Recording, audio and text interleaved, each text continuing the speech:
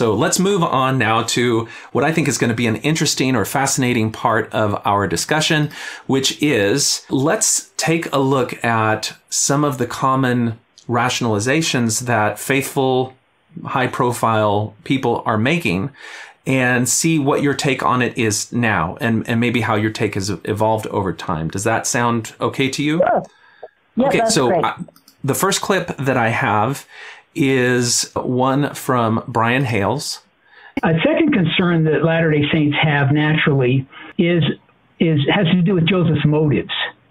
We live in a time, it's a sexuality-saturated society. There are stories of David Koresh and other leaders who, they're charismatic men, and the Bob Jones, Jim Jones down in Guyana. And these guys start off with a religious mantle among their followers, but before too long, they're having sexual relations with the women as polygamous wives or just because they want to. And so it's easy for us to attribute that kind of motivation to Joseph. It's the natural thing to do. If I were to stand on a street corner in Cincinnati and ask 100 people the question, the Mormons introduced polygamy, why do you think Joseph Smith did it? They would all say he wanted more sexual relations. They would all say that.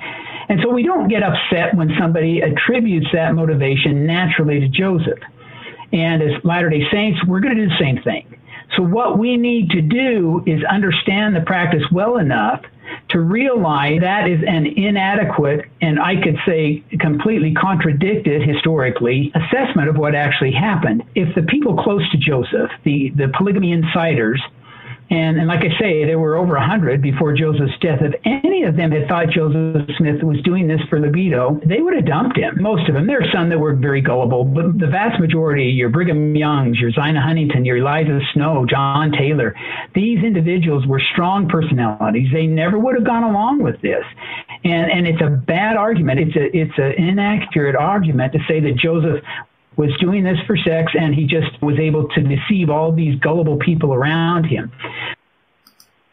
Okay, so that is Brian Hales in a recent podcast with the Saints Unscripted group, providing a very common rationale, which is that this was not just about sex. If it was just about sex, the people around him would not have been taken in. What do you make of that argument? I think that it was very clear that the women who were brought in had a completely different moral standing, and it had to be broken down before they would participate in this. So to think that they wouldn't be taken in, I disagree. I disagree that that is a good argument, that it wasn't all about sex. Even if it was partially about sex, it's about sex. You know what I'm saying? Even if it's 2% about sex, there's still sex in there. You can't remove that. And I think that's been the argument that people try and make. And having been an abuse victim, I think there's all kinds of stuff that is involved in this type of behavior, which predatory can be controlled, like what you talked about last time. It's not just about sex, it's about control. It's also about hierarchy. And if we talk about hierarchy, that's a whole other thing. Hierarchy. If you think that the more women you have, which is what the FLDS group and these other breakoffs believe, the more women you have, the greater your kingdom is, then that's also about power. Yeah, and that's a way for a person in authority who's originated this doctrine then to inculcate people in his inner circle, is to get them to also participate. And that's a pattern that you see in groups that engage in this type of religious sexual predation. So I want to jump on one thing that you said there, which was the idea that the way I phrased it in the past is called moral subversion, and that you take people who have conventional moral standards, and the religious leader then uses their religious authority, their divine connection, to subvert those moral standards to say it's okay in this incident. And if you read the happiness letter to Nancy Rigdon, it's articulated in a number of ways. He repeats the point a little bit using different arguments, but it really is this idea that something that is so abominable, we wouldn't want to do it in one circumstance. If God commandments, it's righteousness. And he goes so far to say that murder in some instances is abominable, and in other instances, God says, thou shalt utterly destroy. And so what that is doing is it's using religion and divine sanction claimed by a religious person to morally subvert someone. And so what that does to a young, person who's perhaps naive is it totally resets their moral compass. So now they see things that they would previously see as wrong as right. Now, I want to bring an example of this so that we can see that this is not just some pie in the sky thing that we're talking about. This is something that people do continue to struggle with when they deal with religious predators. And I want to do that in an example, a person called Dwight York. Okay, so Dwight York was a charismatic religious leader, claimed to be a prophet, had some what people would describe as outrageous claims about himself. He was born out of a black liberationist movement that tried to set up the black community in America as being very religiously different. They broke off. It wasn't a Christian movement. It was more based in Islam. But when it was all said and done, it was discovered that he was preying upon vulnerable members of his congregation. It started out with multiple wives, and then it started involving younger children.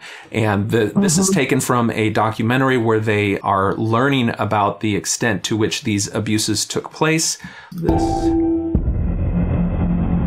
After moving into Dwight York's Brooklyn commune, Ruby Garnett is tapped to join his inner circle as one of his wives. Of course, she's elated at first, but then she's horrified when she learns that York is sodomizing one of his underage female followers. I'm standing there while he's telling me this, and I'm like, how dare you? Even though I was having a mental battle about what he was doing and what I felt was right or wrong, I still said, maybe there's something that I don't understand. It's a great day and time we're living. These are the days of the end of the world when all the prophecies are being fulfilled. And for me to be here amongst you today to break this spell, I merely ask you to give me your attention. When I was 13 years old, one of the wives, she had a conversation with me and said, York would be the person that would teach me about sex, and she would help me and talk to me because these are things that you want to know as a growing woman. When Nikki was around 13, he started teaching her different sexual techniques. York said that it was like completely normal. And this is a typical thing for a cult, is to brainwash you into thinking like deviant behavior is actually normal. In those times, he started fondling us. Things happened so frequently that you didn't get a chance to really feel like what's really going on. I was confused because he told me basically that it was just this normal thing. One of the things that he told us is the person who takes your virginity, that's the person that you're always going to be connected to and loyal to. He continues to argue that having sex with him is a show of loyalty. One day I got called to his house and he was just like, it's not a big deal. Like, why are you making this a big deal? It wasn't something that I wanted to do, and he just held me down and just did it. It was rape when he took my virginity. I was 15. I was miserable. I used to write him many letters saying that I hated my life and I wish I wasn't born, but there's nothing I could do about it. This is someone who, for all of my life, was our leader, our master teacher. So when you have that ingrained in you, you don't want to leave. And if I am in the image and after the likeness of God, and that God is consisting of both good and bad qualities, that explains why I do so much evil. Oh, so there's a lot in that clip. We're talking about moral subversion, taking people who are vulnerable targets in a religious congregation and having someone in religious authority who already commands the religious respect of a young, vulnerable person and have them then use arguments that there's one thing when you normalize behavior that is abusive, but it's another thing to say that not only is this normal, but God commands it's mandatory. Right. And if you don't engage in it, you're going to have divine punishment or blessings are going to be withheld from you. And that's some powerful religious manipulation. Now, when we listen to the stories of Nancy Rigdon and what it reveals about the pressure that Joseph Smith put on people in his congregation. That's the type of thing. There's this moral subversion that he's doing. So do people walk away from him? No, they didn't walk away from him because their moral compass had been completely deformed by the religious teachings of this man. So things that before they would have said were morally reprehensible, their brains had been warped by this religious manipulation to think that they were acceptable. Not only were they acceptable, they were right. And not only that, but we now have to lie to cover them up. And your eternal life is based on whether or not you participate in this principle, which only 10% plus were even invited to do. So then what does that mean about the rest of us? There's so many dynamics in that sense. So only 10% of the church would ever be given the opportunity to be exalted. See, that's why there's just way too many holes in that whole thing. Yeah. Especially when you connect those two. Yeah. So let's take a look at any other comments on the theme that Brian Hales is using there, where these were smart people. They didn't walk away from Joseph, and therefore we can't condemn. It wasn't just about sex. Yeah, I'm going to bring narcissism back into it. There are certain dynamics in a narcissistic relationship which really, I feel, is manifested in the way Emma reacted to all of this stuff. Oh, no, we didn't walk away. That's because her whole belief system was wrapped up in whether or not she was going to obey this principle. You cannot underestimate, like I said, the desire for someone to be with God again. You can't underestimate that. And people will sacrifice everything for that if they believe that it's true. And I think that the problem is with divine command is they believed that what they were being told was true. There was no proof that it actually is going to happen. And if there's a bait and switch at the end, oh, if you read your scriptures, if you do all this stuff, you're going to have this certain result. And then come to find out, like for me, be a stay-at-home mom. You're to stay at home and you're going to receive these results. And then now I'm being told, oh, no, you didn't have to be a stay-at-home mom. You could be all this stuff. That's a bait and switch, right? Yeah. So you can't do that. And so that destroys. But these people died living the principle that they truly believed in. And so you cannot say that's a good argument. When somebody enters into something with their own free will, it is always based on the knowledge that they've been given. And it's very limited because nobody can prove about the afterlife and what happens after you die. No one can prove it. You can only have hope. You can have faith. You can have other people's near-death experiences that you glean off of, which I don't think they had at that point. And the feelings and hope that you have stirred within you of wanting to be reunited with our heavenly family and parents and stuff at the end, that drives you sometimes in a way that makes you think that this is okay. And if I just live this principle, then I'll be good and we're going to be exalted. Yeah. So that's my takeaway. The other thing I take on this whole idea that people didn't walk away from Joseph is, let's see, the church was formed in, was it 1820? Something like that? 1830.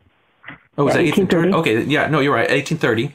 And we have the first polygamous union around the 1835, 1836 union, or time frame, I think, if we take the Fanny Alger story conservatively. Sure. So then Joseph died in 1844. So what we've got is essentially maybe a 9 or 10 year time frame where people would have had the opportunity to learn about and leave Joseph. And then let's take a look. Let's see if I can find, there's a documentary called Holy Hell. And it's a group called Buddhafield. And it's centered around this guru figure. It's not a Christian-based group, but it's around him as a spiritual guru. He was very much into physical exercise, the beauty of the human body, and him as the center. This guy is an overt narcissist. But these people followed him from the hippie era to today. It's multiple decades. So let me see if I can find if this is the right one. This is after 21 years of people following this guy around. People gave decades of their life. This is not just like the 9 years with Joseph Smith. And on top of that, what's happening, Brian Hales says people didn't walk away from him. What Brian Hales does, the invisible exception, which is that he knows that there were people who did walk away from Joseph Smith. He just, since they were no longer faithful, he doesn't count them. And so nobody walked away from Joseph Smith, because if anyone did, they're no longer a trustworthy voice and we can't include them. So this is a story now from this particular group where somebody walked away and is trying to expose what is happening, because the group is talking about, and the guru is talking about their enlightenment. They're there for just perfecting their experience in the world and just coming to this great future of themselves. And this is what is happening. So let's continue. One of the people that had been around for a long time wrote an email, and he sent it out to everybody in the Buddha field. There was this email that was sent out about all this stuff. I was like, what the is this? The author of the email was leading the group, and he laid out serious accusations towards Andreas. By far the most damning accusation in the email was that Andreas had, for years, been forcing young male disciples into unwanted sexual relationships. Andreas immediately told all of those around him that the letter was full of lies and not to read it.